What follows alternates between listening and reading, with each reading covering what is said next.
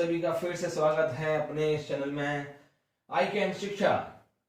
जैसा कि आपको मैंने पिछले लाइट बोर्ड के वीडियो में कैनी एरो रिएक्शन के बारे में बताया था, आज मैं आपको बताने वाला हूं एल्डोल कंडेंसेशन, एक और इंपॉर्टेंट और बेहतरीन नेम रिएक्शन के बारे में।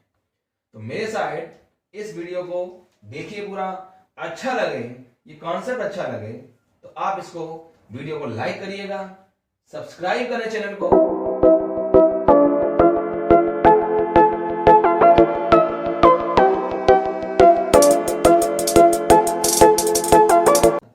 आज मैं लाइट बोर्ड पर आपके सामने एक और वीडियो लेके आया हूं। इसमें हम नेम रिएक्शन सेकंड के बारे में पढ़ने वाले हैं। जैसे कि पिछले लाइट बोर्ड के वीडियो मैंने कैनी एरो नेम रिएक्शन के बारे में बताया था आपको। अगर आपने वो वीडियो नहीं देखी है तो आज ही जाके वो वीडियो देखिए, आपको उसमें बोर्ड लेवल, नीट लेवल और जे एडवांस लेवल तक का सफर देखने को मिलेगा। आज हम एल्डिहाइड कीटोन की एक और इंपॉर्टेंट रिएक्शन के बारे में बात करने वाले हैं। जी हाँ, बहुत फेमस नेम रिएक्शन है जिसका नाम है एल्डोल कंडेंसेशन। वैसे तो ये एल्डोल कंडेंसेशन दो पार्ट्स में पढ़ी जाती है। Aldol reaction, after that we do Claisen condensation. तो कंबाइनली इसको बोल दिया जाता है एल्डोल कंडेंसेशन। तो चलिए आइए शुरू करते हैं एल्डोल कंडेंसेशन की रिएक्शन।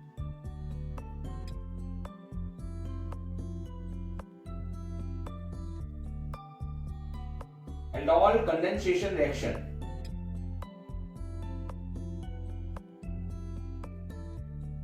ठीक है। होता क्या है बच्चों कि एल्डोल कंडेंसेशन रिएक्शन में हम दो मॉलिक्यूल लेते हैं कार्बोनिल कंपाउंड के, जिसमें अल्फा हाइड्रोजन प्रेजेंट होना चाहिए। अब वो एल्डिहाइड भी हो सकता है और कीटोन भी हो सकता है। कार्बोनिल कंपाउंड हम सभी को पता है दोस्तों, कार्बोनिल कंपाउंड ऐसा कंपाउंड होता है जिसमें ये वाला ग्रुप पाया जाता है। This is called carbonyl group. Carbonyl group. और इसके बेस पर एक एल्डिहाइड होता है और एक कीटोन होता है। जी हाँ, this is aldehyde and this is ketone. तो ऐसे कंपाउंड जिसमें ये वाला ग्रुप पाया जाता है उन सबको हम कहते हैं कार्बोनिल कंपाउंड्स। तो वहीं से हमने एक रिएक्शन उठाई है जिसका नाम है एल्डोल कंडेंसेशन। पहले इसको डिफाइन कर लेते हैं, फिर मैं इसको एक्सप्लेन करूंगा और उसके बाद इसकी मैकेनिज्म बताऊंगा, ठीक है। एल्डोल कंडेंसेशन रिएक्शन में क्या होता है, when two similar aldehyde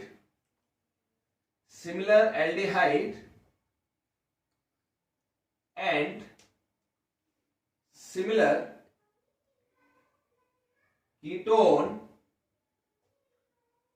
having alpha hydrogen in presence of dilute base to form beta hydroxy aldehyde or ketone. Reaction is called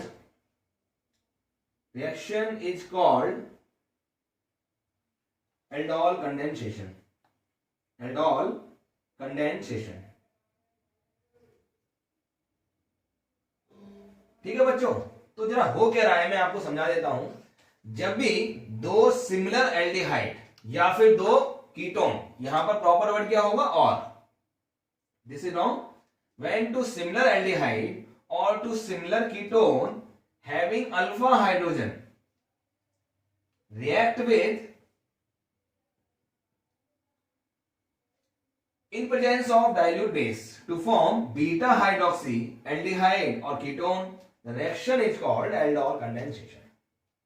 क्या aldol condensation रिएक्शन हम इसे भी कहेंगे? जी हाँ, अभी थोड़ा सा इसमें रिमूवल ऑफ वाटर हमने नहीं किया है, ये अभी एल्डोल रिएक्शन है, ठीक है ना। एल्डोल रिएक्शन है, आगे लिख देंगे followed by removal of water followed by removal of water. तो अगर वाटर को नहीं निकाल रहे हैं तो वो कहलाएगी एल्डोल कंडेंसेशन। वाटर को रिमूव कर दिया आपने तो एल्डोल कंडेंसेशन बन जाएगी, ठीक है, जो कि ग्लेशियर रिएक्शन का भी पार्ट होता है। देखते हैं अभी आगे, जरा इसको एक एग्जाम्पल से समझते हैं बच्चों। मान लीजिए मैंने एक एल्डिहाइड ले लिया CH3CHO, तो ऐसे मेरे को दो मॉलिक्यूल लेने पड़ेंगे सिमिलर टाइप के, और जब इन दोनों मॉलिक्यूल को मैं क्या करूंगा, डाइल्यूट NaOH से रिएक्शन करा दूंगा, डाइल्यूट NaOH। तो बच्चों यहां पर मैंने डाइल्यूट बेस की कहानी बोली थी ना, तो यहां पर मैं क्या कर सकता हूं, डाइल्यूट NaOH ले सकता हूं। जब भी ये रिएक्शन मैं कराता हूं तो कुछ इस तरह का प्रोडक्ट मिल जाता है CH3COH HCH2CHO, ठीक है बच्चों। यहां पर अगर ये एल्डिहाइड ग्रुप है, इसके रिस्पेक्ट में this carbon is alpha carbon and this carbon is beta carbon, तो इसका नाम पड़ जाता है beta hydroxy aldehyde, beta hydroxy aldehyde. बच्चों अगर मैं आगे इसको रिएक्शन को थोड़ा सा फॉरवर्ड कराता हूं तो वाटर मॉलिक्यूल को मैं निकालूंगा और कैसा होगा, alpha beta elimination. Alpha beta elimination का मतलब क्या हो गया, अल्फा कार्बन से हाइड्रोजन जाएगा, बीटा कार्बन से OH जाएगा। तो यहां पर आपको कुछ इस तरह का कंपाउंड देखने को मिल जाएगा, ठीक है बच्चों। इसको अगर देखा जाए तो क्या नाम पड़ जाएगा, alpha beta unsaturated aldehyde, unsaturated aldehyde. इसको हम क्रोटोन एल्डिहाइड भी बोल सकते हैं, क्रोटोन एल्डिहाइड। क्रोटोन वर्ड हम कब यूज करते हैं, कॉमन नेमिंग में मैंने बताया हुआ है, आप उसको देखिएगा, समझ में आ जाएगा क्रोटोन एल्डिहाइड क्या होता है।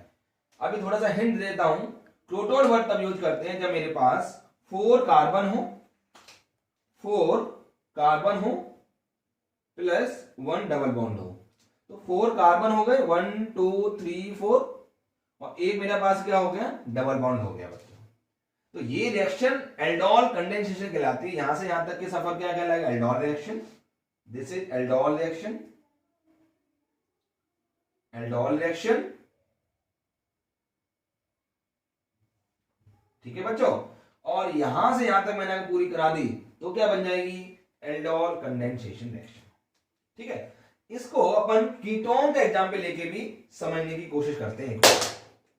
कीटोन का एग्जांपल ले लेते हैं एक बार, CH3 C double bond O CH3।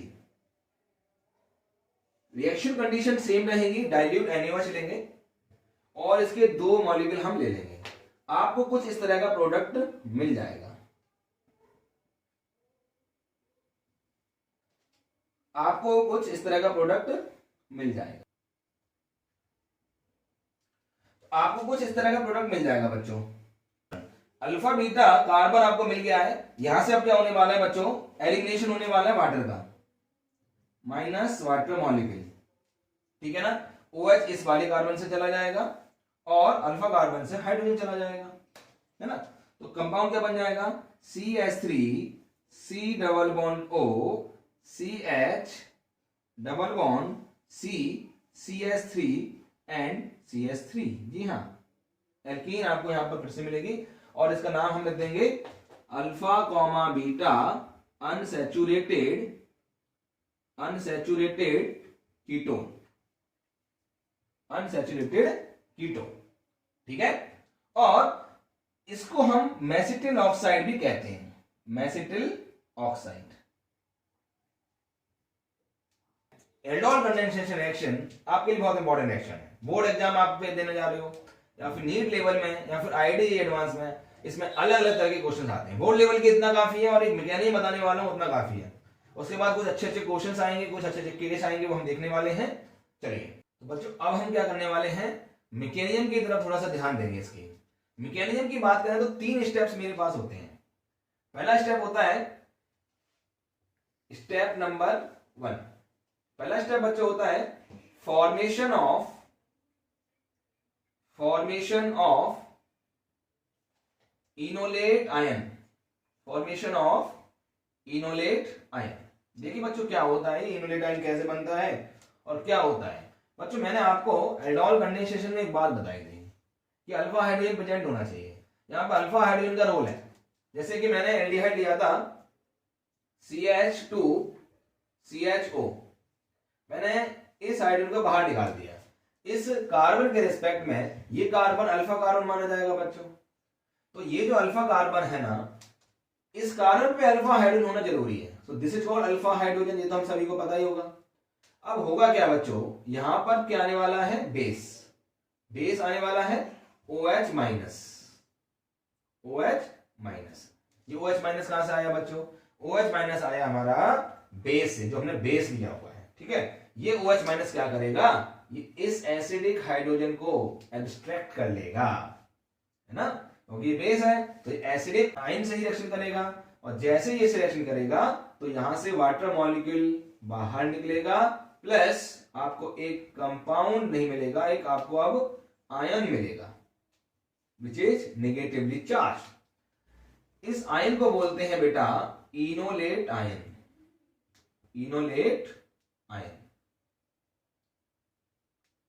ठीक है ना, तो दिस इज अ की स्टेप।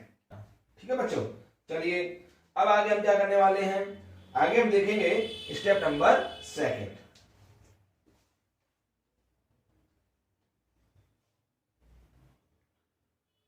स्टेप नंबर 2 में क्या होता है बच्चों, this enolate ion will attack on another molecule of aldehyde. Attack of enolate ion on another molecule of aldehyde। जी हाँ, चलिए देखते हैं कैसे रिएक्शन करेगा भाई। दूसरा मॉलिक्यूल मैंने बना लिया यहां पर एल्डिहाइड का CH3C डबल बॉन्ड OH। ठीक है बच्चों, इनोलेट आयन मैंने बनाया हुआ था CH2C डबल बॉन्ड OH। ठीक है बच्चों, अब बच्चों ये एनायन है, तो एनायन कहां रिएक्शन करेगा, जहां पर पॉजिटिव चार्ज मिलेगा। तो सीधी सी बात है, इस नेगेटिव चार्ज को अपन अटैक करवाएंगे यहां पर। ठीक है, और जैसे ही इस पे अटैक करेगा तो ये कार्बन ऑक्सीजन बॉन्ड ब्रेक होना शुरू हो जाएगा। ठीक है ना, हम क्या करा रहे हैं, इस इनोलेट आयन को अटैक करवा रहे हैं इस particular carbonyl carbon of another aldehyde. क्या बनेगा प्रोडक्ट, जरा देखते हैं, CH3CO minus H CH2C double bond OH। Right, अब क्या होगा, इसने अटैक भी कर लिया। अब क्या होगा, सेकेंड स्टेप में हो गया, इनोलेट आयन दूसरे एल्डिहाइड मॉलिक्यूल पर अटैक कर रहा है। तीसरे स्टेप में क्या होगा बेटा, third step, formation of what, formation of alcohol. Alcohol बनाने के लिए हम क्या करेंगे, ये जो स्पीसी बनी है इसको मैं दोबारा से थोड़ा सा रीअरेंज करके लिख लेता हूं, CH3CH CH2C double bond OH। ये माइनस चार्ज यहां पर ऑक्सीजन पे था। चलो यहां पर हम करा देंगे बच्चों हाइड्रोलिसिस। क्या करा देंगे, हाइड्रोलिसिस कराने पर क्या होगा, ये H प्लस इस पर अटैक कर लेगा और OH माइनस वापस से चला जाएगा, है ना। तो क्या बन जाएगा, CH2COH CH2C double bond OH। ठीक है, और OH माइनस आपका निकल जाएगा, जो कि अपना क्या था, कैटलिस्ट था। यहां से एक बात साबित हो गई कि डाइल्यूट NaOH यहां पर कैटलिस्ट की तरह बिहेव कर रहा है। और कैनियर रिएक्शन में बच्चा कॉन्सेंट्रेट बेस लिया था, that is not behaving as a catalyst, that by behaving as a reagent, वो रिएक्शन में पार्टिसिपेट कर रहा था। ठीक है, तो this is the important difference between Cannizzaro reaction and aldol condensation. Cannizzaro reaction का मैंने वीडियो बनाया है, ऊपर लिंक आ रहा है, आप उसको देखिए और वहां पे आप खुद देख पाएंगे कि NaOH जो हमने लिया है कॉन्सेंट्रेट, वो रिएक्शन में रिएक्ट कर रहा है, ना कि कैटलिस्ट की तरह बिहेव कर रहा है। ठीक है, ये जो कंपाउंड बना है इसका नाम मैंने अभी थोड़ी देर पहले बताया था आप सबको, इसका नाम हो जाएगा बीटा हाइड्रोक्सी अनसैचुरेटेड एल्डिहाइड। ठीक है। आईयूपीएसी नेम अगर देखा जाए तो क्या होगा, नंबरिंग यहां से करेंगे 1 2 3 4, राइट। तो 3 हाइड्रोक्सी, अब 4 कार्बन वाला वर्ड ब्यूट होता है, एल्डिहाइड का सफिक्स अल होता है, तो ब्यूटेनल, राइट।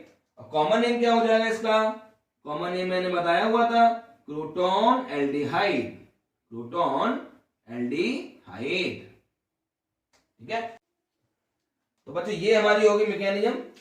3 स्टेप मौजूद थे, step number 1, step number 2, step number 3। Board exam अगर आपको मैकेनिज्म आती है, आप तीनों स्टेप सीक्वेंस में लिख दीजिएगा, आपको पूरे मार्क्स बोर्ड एग्जामिनर दे देगा। ठीक है। अब यहां से एक बात और बता देता हूं, हालांकि वो मैंने बता दिया है पहले ही, इसमें से वाटर मॉलिक्यूल जब भी निकाल दूंगा तो क्या बनेगा, CH2C double bond O CHCHO, है ना। तो यहां से यहां तक की जो रिएक्शन होती है ना, उसको क्लेशियन श्मिट रिएक्शन भी कहते हैं। क्लेशियन श्मिट रिएक्शन। ठीक है बच्चों। तो यहां पर जो कंडेंसेशन वर्ड यूज किया गया है ना, इसीलिए यूज किया गया है डॉल में, क्योंकि वाटर मॉलिक्यूल निकल रहा है। जब भी 2 मॉलिक्यूल कंबाइन होते हैं और वाटर मॉलिक्यूल निकलता है, तो उसको हम क्या कहते हैं, कंडेंसेशन प्रोसेस। ठीक है। तो ये अपना हो गया एल्डोल कंडेंसेशन की मैकेनिज्म।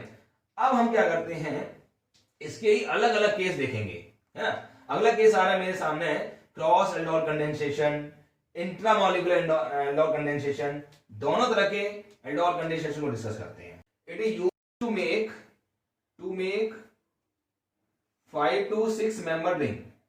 5 to 6 मेंबर, 5 या 6 मेंबर की जहां भी रिंग बन रही होगी वहां पर होगा in case of dicarbonyl compound.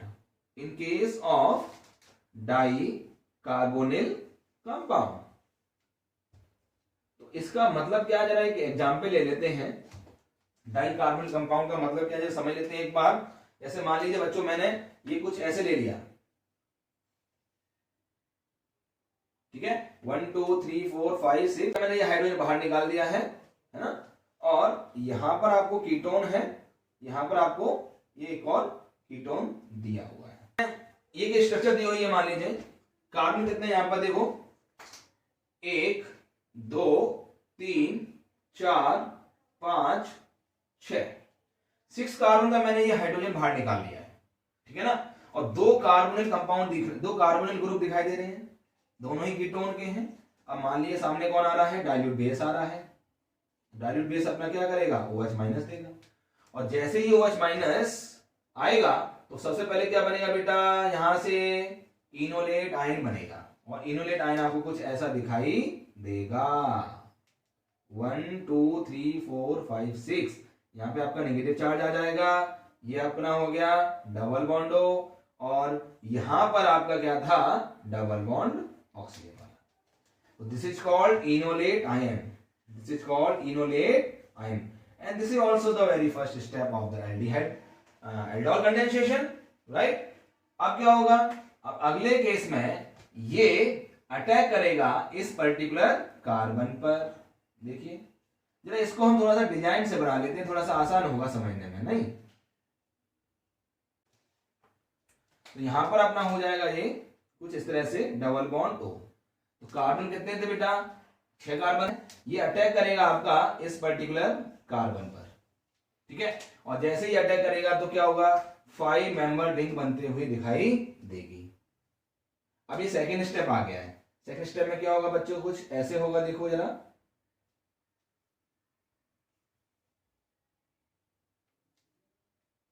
और ये ऑटोमेटिकली इधर शिफ्ट हो जाएगा, है ना। तो ये सेकेंड स्टेप हो गया। अगले स्टेप में क्या होगा, H+ यानी कि हाइड्रोलिसिस हम करा देंगे।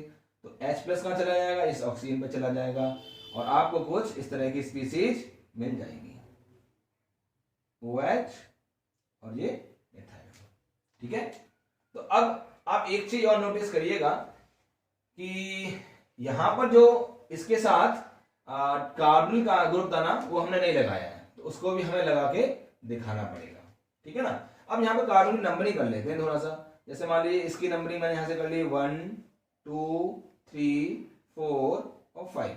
तो पहले वाले कार्बन को OH आ रहा है तो कार्बन नंबर 1 हो गया, 2 हो गया, 3 4 और 5। और थर्ड वाले कार्बन पे क्या है अपना OH नहीं है, कीटोन ग्रुप है ना। यहां से यहां तक का सफर आसान है, समझ में आ गया होगा। वो कह रहा है यहाँ पर कि हमने स्ट्रक्चर को बना ली, 5 मेंबर रिंग बना लिया और बिल्कुल ऐसा बनाने के लिए पहले वाले रिंग में नंबरिंग कर दी है। तो मैंने मान लिया कि ऑक्सीजन जिस कार्बन से अटैच है उसको नंबर 1 मान लिया है और नंबरिंग करते वक्त मैंने ध्यान दिया कि तीसरे कार्बन पे क्या आ रहा है, कीटोन ग्रुप आ रहा है। तो जब मैंने रिंग बनाई तो पहले कार्बन पे OH रखते हुए नंबरिंग जब की तो तीसरे कार्बन में मैंने ऑक्सीजन रख दिया है। अब देखो इस पर्टिकुलर कार्बन के रिस्पेक्ट में ध्यान से देखिएगा, second carbon is basically alpha carbon and this is our beta carbon. तो यहां से क्या होने वाला है, कंडेंसेशन प्रोसेस कैसे होगी, अल्फा बीटा अनसैचुरेटेड कंपाउंड बनेगा। यहां से अल्फा कार्बन से हाइड्रोजन जाएगा, बीटा कार्बन से OH चला जाएगा। आपको फाइनली ये कंपाउंड देखने को मिल जाएगा, ठीक है। So this is called alpha comma beta unsaturated ketone, ठीक है। आइए बच्चों अब देखते हैं क्रॉस एल्डोल कंडेंसेशन के बारे में, कहां पर देखने को मिलती है। सिंपल सा एक स्टेटमेंट बोलने वाला हूं, कोई कंफ्यूजन वाली बात नहीं है। Take place in presence of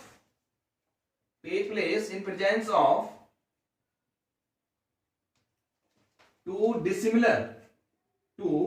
dissimilar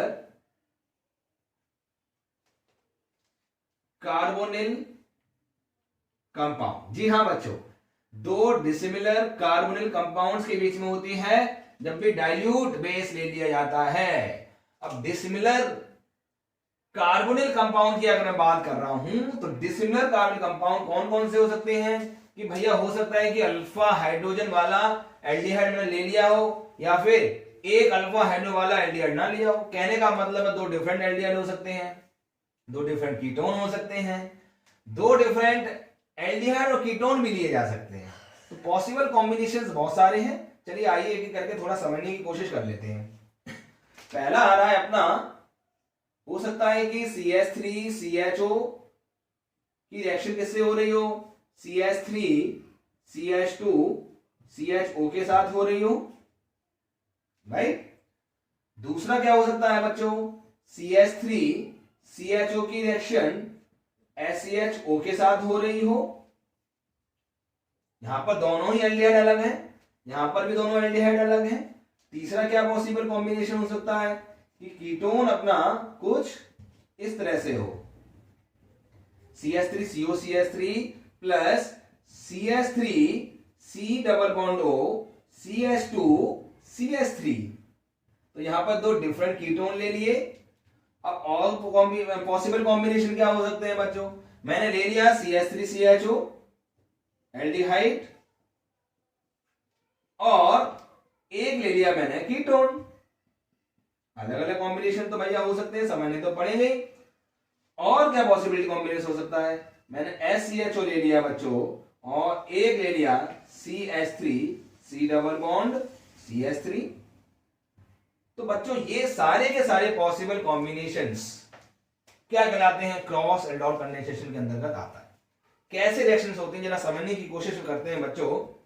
देखो IIT JEE में या नीट में क्वेश्चन कभी कभी पूछा जाता है कि आपको दो डिसिमिलर एल्डिहाइड दे दिए जाए या डिसिमिलर कीटोन दे दिए जाए या एक एल्डिहाइड और कीटोन दे दिए जाए तो टोटल पॉसिबल प्रोडक्ट कितने हो सकते हैं।